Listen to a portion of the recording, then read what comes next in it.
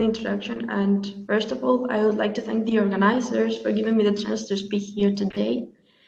In this 15 minutes, I will try to tell you what I did last year, which basically was to study locally conformally flat Hler and para-Kaehler surfaces. All along the talk, this triplet with the node Hler or a para-Kaehler manifold, depending on whether epsilon is +1 or -1. If it is positive, we will have a Hler manifold, and if it is negative, we will have a para-Kaehler manifold. Just notice that if we have a two-dimensional locally conformally flat Hler or para-Kaehler manifold, then its heightened tensor is Cauchy, and this implies that the manifold is locally symmetric.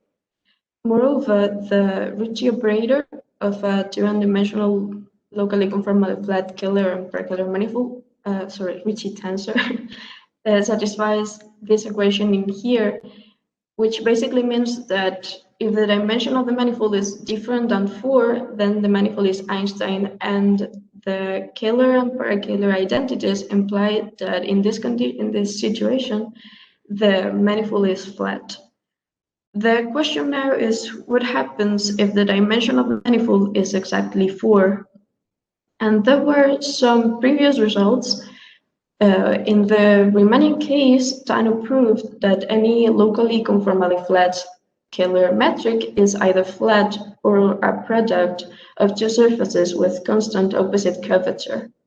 But in the semi-Riemannian case of neutral signature, Patterson pointed out that Tano's result does not cover all the possibilities by constructing some examples with two-step nilpotent Ricci operator.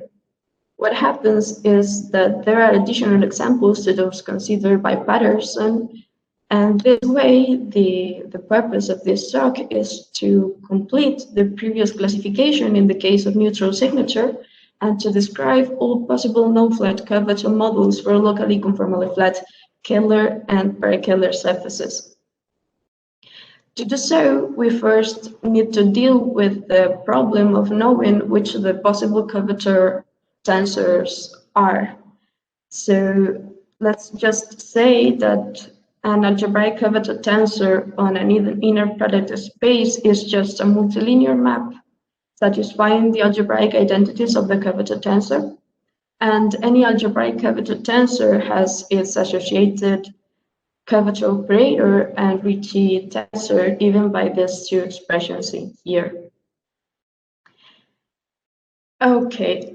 So we just say that Hler or para-Kaehler algebraic curvature tensor is just an algebraic curvature tensor which commutes with the structure J. Any Hler or para-Kaehler algebraic curvature tensor satisfies that its associated Ricci operator commutes with the Hler or para-Kaehler structure, and in the case when the associated Weil curvature tensor vanishes, then so does scalar curvature. So in this situation, we can recover the curvature tensor from the Ricci tensor by means of this Kulkarnino-Missos product. A straightforward computation showed that if we have a locally conformally flat Hler or para-Kaehler surface, its Ricci operator is either diagonalizable or its Jordan normal form might be of two different ways. The first possibility we have is that the Ricci operator might be two-step nilpotent, in which case it takes this form in a basis where the metric tensor is given by this expression in here, depending on two parameters, epsilon 1 and 2, which might be either plus or minus 1. In this situation, we might have either a Hermitian or a para-Hermitian structure in our space, depending on whether epsilon 1 and 2 have the same sign or not. If they have the same sign, our space admits a Hermitian structure, and if they have different signs, the space admits a para-Hermitian structure. This situation gives rise to two different curvature models, depending again on whether the epsilon 1 and 2 have the same sign or not. And we will denote them by m plus and m minus. The other possibility we have for the Ricci operator is it to be complex diagonalizable on a basis where the metric tensor is given by this expression in here. In this situation, the space admits both a Hermitian and a para-Hermitian structure, and this situation gives rise to a family of curvature models depending on the eigenvalues of the Ricci operator. And just notice that even though they are not locally isometric to each other, all the curvature models in this family are homothetic to the model N1. So now that we know which the possibilities for the curvature tensor are, let's just speak about locally conformally flat para-Kaehler surfaces. It was already known that a para-Kaehler surface of non-zero constant paraholomorphic sectional curvature is locally isometric to the cotangent bundle of a flat affine surface equipped with a metric tensor given by this expression here, which is a modified Riemannian extension. Well, what happens is that if we have a para-Kaehler surface, then the para-Kaehler structure has eigenvalues plus and minus 1. And since it is an anti-isometry, the associated eigenspaces are both degenerate distributions. Moreover, since the para-Kaehler structure is parallel, we have that these two distributions are parallel too. So what we really have is that any para-Kaehler surface is a Wolkenfeld manifold.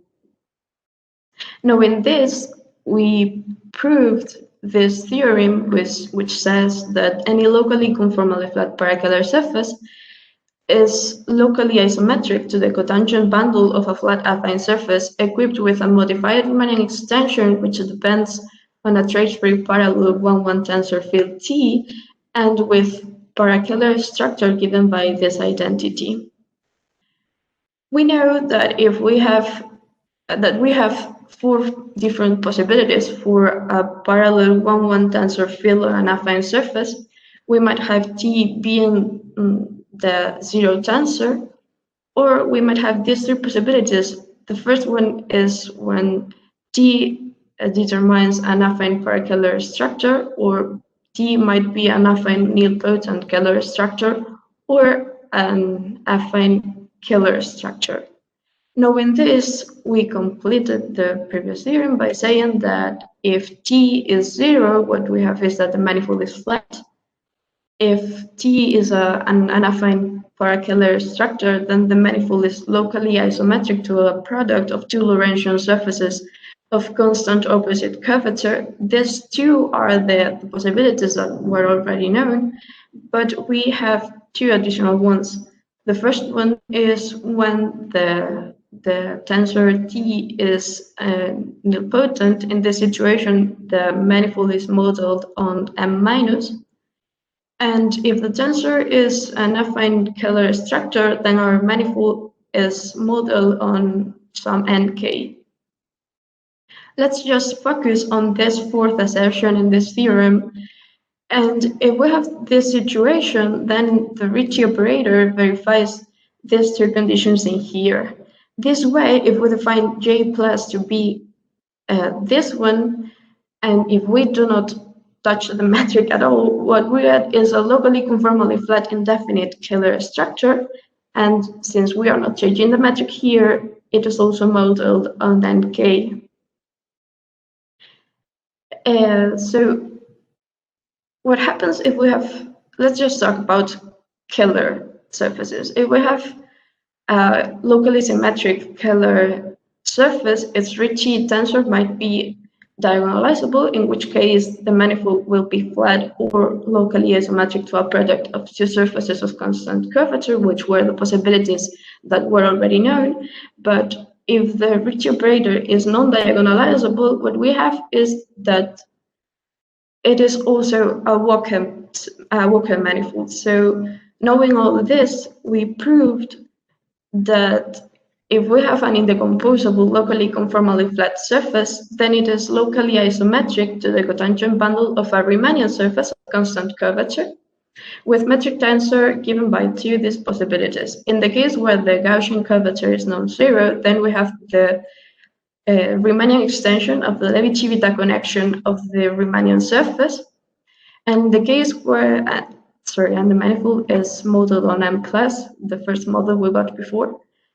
And if the Gaussian curvature vanishes, we have this modified Riemannian extension when J sigma denotes the Hler structure on the Riemannian surface corresponding to the Riemannian volume form. And in this case, the Hler surface is modeled on NK. Moreover, the Hler 2 form is given by this expression. So what we have is that we got two additional possibilities to those that were already known, both for locally conformally flat Kaehler and para-Kaehler surfaces, given by these two theorems here. And I think I went really fast, but this is everything I wanted to tell you. So thank you for your attention.